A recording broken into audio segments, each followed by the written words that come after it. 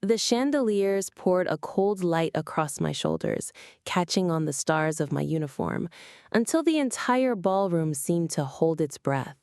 The sound of crystal glasses clinking had barely faded when the air conditioning cut a thin draft along the back of my neck, carrying with it the sharp tang of lemon polish and the heavy sweetness of spilled champagne. I stood tall at table 12 by the catering exit where they thought they could hide me, while my sister smiled center stage and my mother delivered the final blow they believed would bury me. She is the shame of this family. I didn't argue. I lifted my glass, set it down, and let the faint ring of crystal hang in the silence. Then, from the far end of the room, Andrew began to walk, measured, deliberate, each step echoing with the soldier's cadence. The fabric of his dress uniform whispered as he stopped a single pace away. His salute cut the air like a blade. "Ladies and gentlemen," he said, voice steady enough to slice through every chandelier-lit light in the room. "This is Major General Evelyn Maddox, my commanding officer." The microphone slipped from someone's hand, hitting the carpet with a dull, heavy thud. A flute shattered. The scent of champagne grew sharp in the air. And in that frozen moment, no one laughed. No one dared. I remained still, letting the silence speak for me. They thought they'd cast me as the family disgrace. Tonight, I was rewriting the script. My name is Major General Evelyn Maddox. To most of the Army, I am a strategist, a leader who spent half her life moving pieces across the world's most dangerous chessboard. To my family, I've been nothing more than a shadow they'd rather scrub out of the frame. I live among uniforms, orders, and silence. The barrack smell of iron and sweat. The mess hall hums with trays clattering against steel. It's a world where every inch of respect is earned, and where your name carries weight only if you've bled for it. For years, I thought that was enough. But at home, if I can still call it that, I was never Evelyn the daughter. I was the loud one, the different one, the one who didn't fit their spotless suburban portrait. Barbara Maddox, my mother, perfected disapproval the way some women perfect a recipe. Her perfume of polished lemon wood and pressed linen still follows me into every memory. My father, before he died, was a man who measured worth by proximity to Haley, the golden child. And Haley, my younger sister, knew how to wield that glow like a blade. She never needed to say much. A glance, a laugh in the right place, and suddenly I was the family embarrassment all over again. I spent years overseas, swallowing dust in Helmand and squinting against the glare of Afghan sun off sand-blown metal. But not once did a birthday call or letter reach me from home. Silence. That was the only thing they sent. Until the invitation to her wedding arrived. Heavy cardstock, embossed in gold, addressed not to their daughter, but to Major General Evelyn Maddox. A title, not a name. A challenge, not a welcome. I turned it over in my hands and thought, if they've chosen to remember me only by my rank, then I'll show them exactly what it means. You don't wake up one morning and suddenly become the family disgrace. It happens slowly, like water eroding stone, quiet, persistent, inevitable. For me, it began with silence. When I left for West Point, I thought I was carrying my parents' pride in my duffel bag, tucked between the creased uniforms and stiff leather boots. But when graduation day came, I skimmed the sea of families waving flags and snapping pictures, and the only faces missing were theirs. My father sent a short note through Uncle Roy. "We're proud, but it's a busy season." Proud. Busy. That was the last time he acknowledged my career without a trace of bitterness. Haley, meanwhile, bloomed into the daughter they always wanted. Where I was blunt, she was charming. Where I was disciplined, she was graceful. She knew how to light a room and, more importantly, how to make me feel like the shadow just beyond its edge. At family dinners, if I spoke about deployments, about the sting of desert wind, or the adrenaline of leading convoys through hostile towns, she would smile sweetly and say, "There she goes again, turning everything into a war story." Laughter always followed, and my parents never stopped it. One Christmas stands out. I had flown home between tours, still hearing echoes of gunfire at night, still smelling the acrid smoke of burned-out vehicles on my clothes. Haley handed out gifts wrapped in silver paper: perfume for Mom, cufflinks for Dad, silk ties for cousins. For me, a plastic toy soldier taped inside a gift bag. She grinned as the room erupted. "Thought you'd appreciate the company, sis." I forced a laugh, but inside something fractured. Years passed. My promotions stacked higher, but the distance between me and my family stretched wider. When I earned my Bronze Star after a rescue operation in Helmand, dragging 2 wounded men out under enemy fire, I sent a letter home. Weeks later, Mom called once, not to say congratulations, only to ask if the medal would bring unwanted media attention that might reflect badly on Haley's new PR firm. That was the last time she dialed my number. The worst blow came not from what they said, but from what they did. 7 years ago, my first promotion to Brigadier General was stalled without explanation. I later discovered an anonymous letter had been sent to the Military Ethics Board. It accused me of falsifying reports, questioned the validity of my Bronze Star, and labeled me unstable, politically promoted. At the time, I told myself it had to be a jealous rival or some faceless bureaucrat. But I remembered the phrasing: polished, sharp, almost clinical. The kind of language my mother trilled into us with her red pen at the kitchen table. The kind of phrasing Haley used in her PR pitches.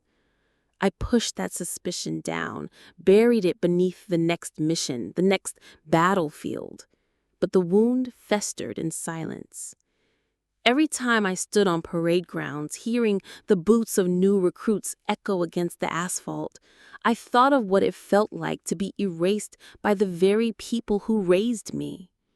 Every time I opened a letter from a soldier's wife thanking me for bringing her husband home, I remembered that my own mother hadn't written me once. And then came the invitation.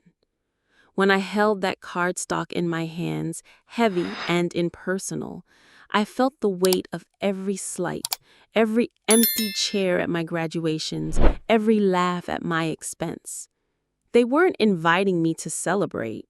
They were summoning me as proof, as a box to tick, a ghost to parade at the back row so they could say, "See, we tried."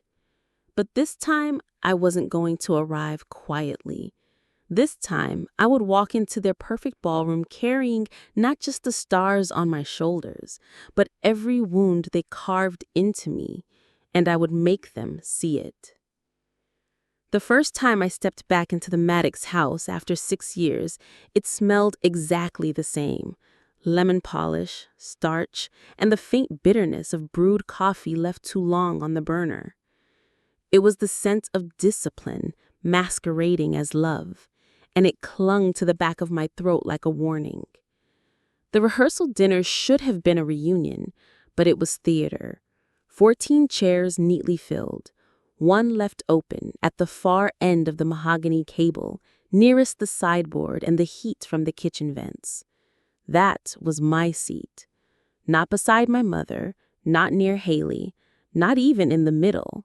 It was exile disguised as hospitality. My mother greeted me with the precision of a commander delivering orders. "Evelyn, please don't ruin this for Haley."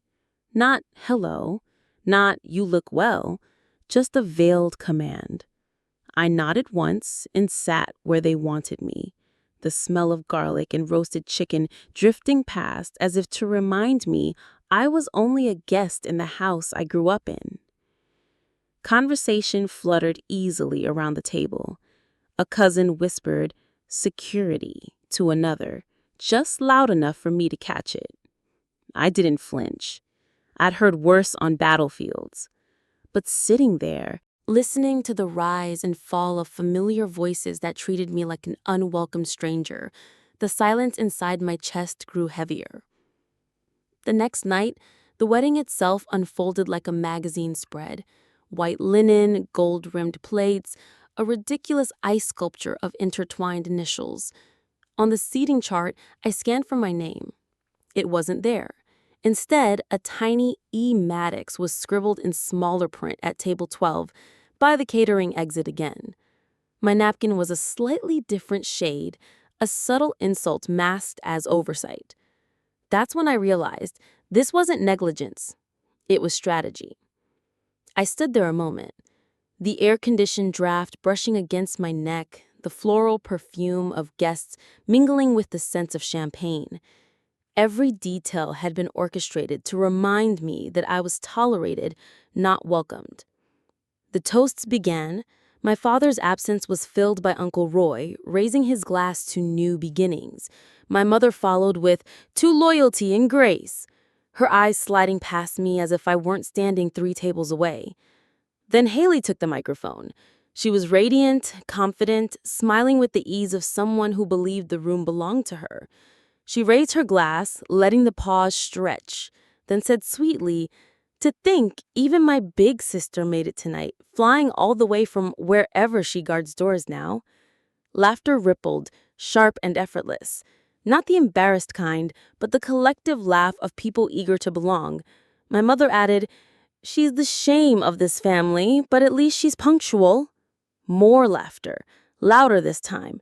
Glasses clinked, hands clapped, and no one looked uncomfortable. For a moment, the ballroom blurred.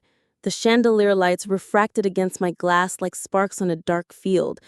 I didn't feel anger. Not yet. What I felt was something colder. Calculation. I lifted my glass and took a calm sip. The citrus burn of champagne coated my tongue, anchoring me. When I set the glass down, the clink against the table cut sharper than any insult. My voice, when I spoke, was steady. The people I guard outrank everyone in this room. The silence died. The silence that followed wasn't respect. Not yet. It was confusion. The kind that prickles across a crowd when the script falters. And in that silence, I knew. They had drawn the line. This was no longer about a seat at the table or a name on a card. This was about erasure, and I was done playing the role they wrote for me. Revenge isn't rage. Rage burns hot, then burns out. Revenge is calculation, quiet, precise, the steady tightening of a net. When I left the rehearsal dinner, I didn't slam doors or raise my voice. I walked out with Simmons at my side, the spring air cool against my face, the faint hum of cicadas rising from the hedges. He glanced at me, waiting. "What's the move, ma'am?" I didn't answer right away. Instead, I traced the embossed lettering of the invitation still folded in my hand. They wanted a performance. They wanted me to be the silent shame in the back row. But they had underestimated what a soldier learns after decades of command. The discipline to prepare, the patience to strike when the stage is theirs, not mine. Step 1, resources. I had my folio, leather-worn and smooth, filled with files most people didn't know existed. In one compartment, copies of the anonymous letters sent to the ethics board 7 years ago, letters that nearly cost me my first star. In another, the linguistic analysis cross-referencing sentence patterns, proving a 96% match to Haley with my mother's phrasing layered in. Hard evidence, precise as a blade. Step 2, allies. Andrew was already mine, though he didn't know it yet. He had served under me during one of the bloodiest rotations in Helmand. I had pulled him out of an ambush, dragging him to safety while bullets shredded the mud brick wall around us. Men don't forget debts like that. His salute was already written into his bones. It only needed the right moment to surface. Step 3. Timing. I wouldn't confront them in a private corner where excuses could be whispered away. No, the reveal had to be public, undeniable, seared into memory. The perfect ballroom with its chandeliers and crystal flutes would be the battlefield. Every guest, every cousin, every neighbor, they would all be my witnesses. Step 4.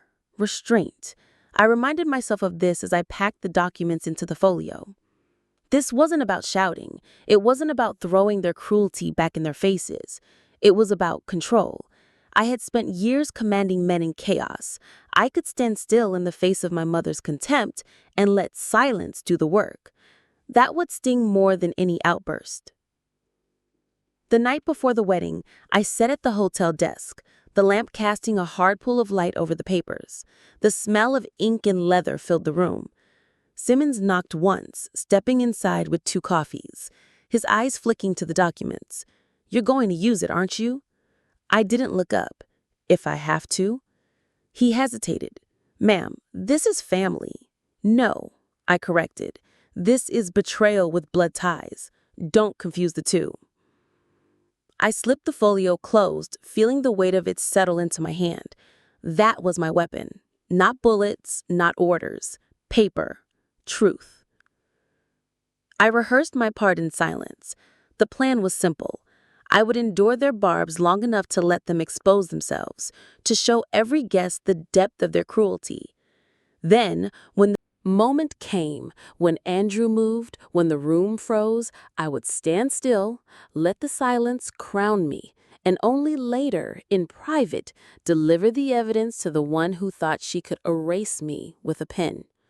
By the time dawn stretched pale light across the hotel curtains, I felt the calm settle in. The kind of calm I'd known before operations, when the plan was set and all that remained was execution. The smell of brewed coffee grounded me. The starched collar of my uniform pressed against my neck, sharp but familiar. They thought they'd invited the family disgrace. What they didn't realize was that they'd summoned a general, and generals don't walk into battles unprepared. The morning of the wedding broke sharp and clean, sunlight glinting off polished marble as though the whole town had conspired to put on its best mask. I slipped into my uniform the way other women slipped into gowns, measured, deliberate, every fold pressed, every star gleaming. The weight of the insignia sat heavy against my chest, but it was a weight I chose, my armor. By the time I stepped into the ballroom, the air was thick with perfume and chatter. The chandeliers glowed like molten glass overhead, scattering fractured light across sequined dresses and black tuxedos. A string quartet played in the corner, their bows slicing the air with precision. I could feel eyes sliding over me, assessing, whispering, some curious, most dismissive. At table 12, by the catering exit, a napkin in the wrong shade of cream waited like a premeditated insult. I sat. I waited. The toast began as scripted theater. Haley floated through the room in white lace, her smile wide, rehearsed, practiced for cameras. My mother sat regal at table 2, pearls gleaming against her throat, her posture a sermon in superiority. When the microphone passed to Haley, she let the pause stretch, the crowd leaning in as though she were already queen. Then came the dagger cloaked in sweetness. To think, even my big sister made it tonight, flying all the way from wherever she guards doors now. The laughter hit like shrapnel. Glasses clinked, hands slapped tables, heads shook with amusement. My mother's voice followed, slicing sharper. "She's the shame of this family, but at least she's punctual." The crowd roared. I didn't. I lifted my glass, the stem cool against my fingertips, and sipped slowly. The champagne's bite spread across my tongue, crisp and acidic. When I set the glass down, the delicate chime of crystal against wood carried farther than their mockery. Then I spoke, voice calm, measured, each word slicing through the noise. The people I guard outrank everyone in this room. The silence dropped heavy, the quartet bowing into stillness mid-note. Faces froze, smiles faltered, confusion rippled across the crowd like static. And then it happened. From the far end of the ballroom, Andrew rose, his jaw tight, his stride steady, each step punctuating the silence. He moved past cousins, past family friends, past my mother, who whispered something sharp he ignored. Haley's face drained as he reached me, standing a single pace away, his dress uniform creaking faintly with the shift of his shoulders. He saluted. Sharp, perfect, regulation crisp. "Ladies and gentlemen," his voice carried clear and unwavering, "this is Major General Evelyn Maddox, my commanding officer. Please forgive my wife." The microphone slipped from Haley's hand, thudding against the carpet. Gasps broke the stillness. A champagne flute shattered, liquid spilling sweet and sticky across the floor. Haley's eyes went wide, her smile cracking before she crumpled, fainting into the arms of someone too stunned to catch her properly. No one laughed now. Colonel Reardon, retired but proud, rose from a side table. He saluted without a word. Then General Park. Then a woman I didn't recognize, her eyes still bright, her hand raised in silent acknowledgement of battles I knew she had once fought. 4 salutes, 4 truths, and suddenly every lie my family spun dissolved beneath the weight of recognition. I stood perfectly still, the chandeliers blazing above, the scent of champagne thick in the air, and let the silence crown me. They wanted me to disappear. Instead, I had become unforgettable. The ballroom had gone still, a suspension of breath and sound, as if the air itself was waiting for the next command. Chandeliers burned overhead, their light falling not on Haley in her pristine not place, but on me, on the uniform they had mocked, on the rank they had dismissed, on the woman they had erased. Andrew lowered his salute, his arm falling with the deliberate precision of a soldier who knows the consequences of every motion. Then he stepped back, giving me the floor without ever speaking another word. All around us, guests shifted uneasily in their chairs. The scent of spilled champagne clung sharp to the air, mixed with the faint perfume of roses from the centerpieces wilting under the heat of the spotlights. My mother's chair scraped harshly against the floor as she stood, pearls trembling against her collarbone. Her voice tried to steady itself. "This is not the time," she began, but no one looked at her. Across the room, Colonel Reardon's salute still held, his lined face carved in stone. General Park's eyes glinted like a man who had seen too many cover-ups, too many false smiles. The unknown woman with the silver hair lowered her hand only after meeting my gaze, nodding once in silent recognition. And in that chain of salutes, my family's authority cracked like glass under pressure. Haley stirred where she had collapsed, her veil tangled, mascara streaking down her face. She blinked rapidly, trying to reclaim her stage, but her crown had already slipped. The laughter she had once commanded now turned brittle in the throats of her friends. Their eyes darted toward me, then away, unsure whether to applaud or hide. I didn't need to raise my voice. I didn't need to move. The silence itself became a verdict. For years, they had called me invisible. Tonight, their own cruelty had made me undeniable. My mother's hands tightened around the back of her chair until her knuckles whitened. "Evelyn, please," she said, softer now, almost a plea, but the tremor in her voice betrayed her. The matriarch's grip was slipping. I looked at her, steady, calm, unblinking. "Please what?" My voice cut low, each syllable deliberate. "Please vanish again? Please sit quietly while you rewrite the story?" No answer. Only the shifting of eyes, the faint hum of the air conditioning filling the void where their superiority used to live. I let the silence linger until it felt like iron pressing down on every guest in the room. Then I turned away, slow and deliberate, as though the ballroom and its judgments no longer mattered, because they didn't. The power was no longer theirs to give or take. It was mine to hold. And for the first time in years, I felt the weight lift. The ballroom never recovered from that silence. Conversations stuttered, laughter died, and for once, my family had no script to follow. The shame they tried to brand on me had turned, quietly, into their own. Later in the hotel lounge, the air was hushed, thick with the scent of burnt coffee and velvet drapes that muffled every word. My mother sat across from me, cardigan pressed, pearl buttons fastened, as if control could still be stitched into fabric. Her voice was careful, brittle. "You certainly made a statement."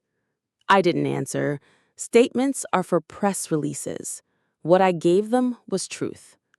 She reached for justification, talk of family image, of protecting Haley, of choices made out of fear. But when I slid the documents across the table, the anonymous ethics letter, the linguistic analysis tying it to her and Haley, her composure cracked. For once, the silence belonged to her. "You didn't just ignore me," I said evenly. "You sabotaged me." Her hand hovered halfway across the table, never landing. She whispered, "I never stopped loving you." I leaned back, the leather chair groaning softly beneath me. "No, you just stopped calling." I left the papers on the table. Betrayal doesn't need a raised voice. It leaves its mark in silence and signatures. Weeks later, the clip from the wedding spread across headlines. They mocked her until her rank silenced the room. I gave no interviews. I owed them no explanation. Recognition had already been delivered, not by me, but by the salutes that cut through their lies. I declined the Pentagon's offer of another star. Instead, I built the Resilience Foundation, a place for soldiers broken not by enemy fire, but by the people closest to them. Because some battles are fought at dinner tables, in empty chairs at funerals, in whispers that erase your name. Now I live by the sea. Mornings smell of salts and lemon, not lemon polish. The silence here doesn't punish me. It frees me. If you've ever had to walk away, not to wound them, but to finally protect yourself, then you know, sometimes distance is not surrender. Sometimes it's victory.